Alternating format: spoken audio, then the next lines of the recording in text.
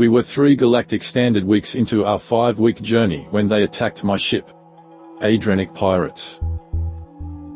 Foul-tempered, militant, huge, tripedal aliens with a penchant for murder and slavery. They descend from a Class 7 rough world, and as such are most likely the most naturally gifted species, recognized by the Galactic Council in terms of sheer physical prowess.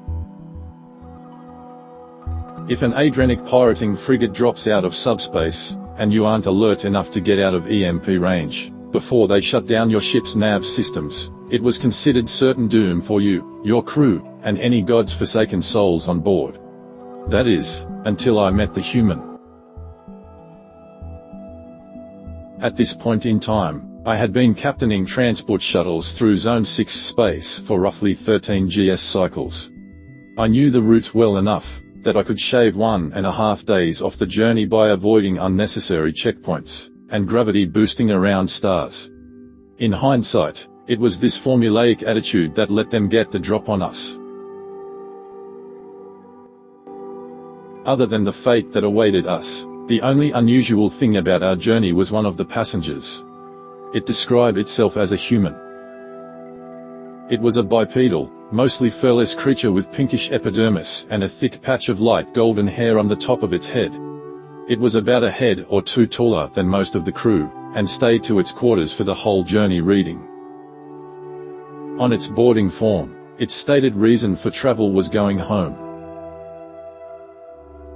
I did get the chance to speak to it once, a few days before the attack. It was very polite, even complimenting me on the work I had put into polishing my shell. But I digress. When the Adrenic attacked, they did so with the same tactics I had read about. They dropped out of subspace within 2 GSAU, quickly glassed our nav computers with a focused EMP burst, then overrode our mechanical controls to keep us still long enough to board, and to keep us from using the escape pods. It was at this point I commanded my security crew to stand down. Fighting would only get us killed anyway. They rounded up everyone on board and brought them to the auditorium. I knew what would happen next. I had read that Adrenic avoid large-scale combat, preferring the individual strength of each warrior. When an especially burly Adrenic stepped into the center presentation area, it was to challenge our own warrior to a duel. The pirate stated its terms: if our champion won, they would leave empty-handed, the crew and passengers unharmed. But if they won, the champion would be killed, their possessions taken, and our lives sold into slavery.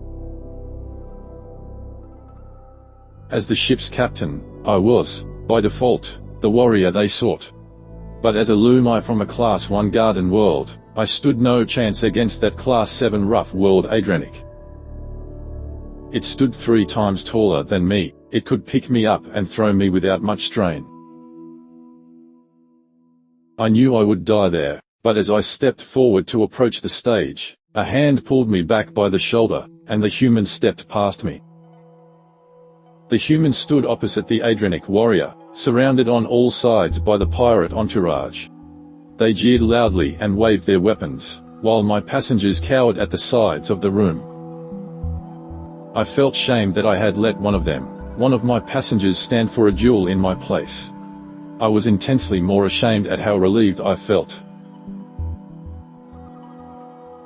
2 of the pirates carried a large black box onto the stage and placed it beside their champion. He explained that the box read the vocal patterns of the speaker in the room and could tell with 100% accuracy if they were lying. To demonstrate, he spoke into the device, saying he was merciful and treated his slaves like family.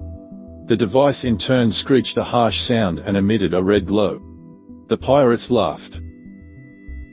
As it turns out, the Adrenic have a pre-battle ritual where they loudly brag about how strong they are to their opponent, I assume to intimidate them. After explaining what the device did, the pirates around the stage slowly stopped making noise and allowed the champion to begin his boast. I am Garshok Dider of Clan Frosk, first son of Warchief Dider, slayer of 16 champions, stealer of 7 ships, Raider of 3 worlds. I have lived my entire life on a world your council calls dangerous to inhabit, and not only have I survived, I have thrived. I have trained my body under 1.4 times galactic standard gravity to strengthen my muscles into weapons of battle, and I am undefeated against the enemies of the Adrenic. The pirates surrounding the stage erupted in a new roar of pride and bluster, driving the passengers deeper against the walls. My heart sank. 1.4. That kind of gravity would crush a Lumai, and this thing exercised in it.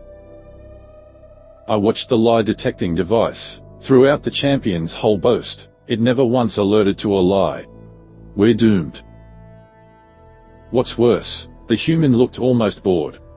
By the sea gods, it was dim-witted. We're going to be sold into slavery.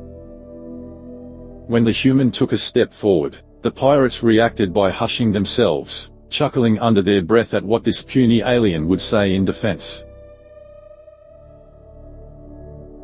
I am Graham Taylor. I was born and raised on Earth, a Class 12 death world where the gravity is 1.6 times galactic standard. Every eye turned to the black box, waiting for it to sound off in alarm. When it didn't, the room went silent. The pirates left without another word after that, and we went on our own way shortly after. Officially, my crew was able to defeat the Adrenic champion in single combat to escape capture. Unofficially, we got very, very, very lucky that we had a creature on board, scarier than a pirate, quietly reading in his room. Author's name and link to original text is in the description.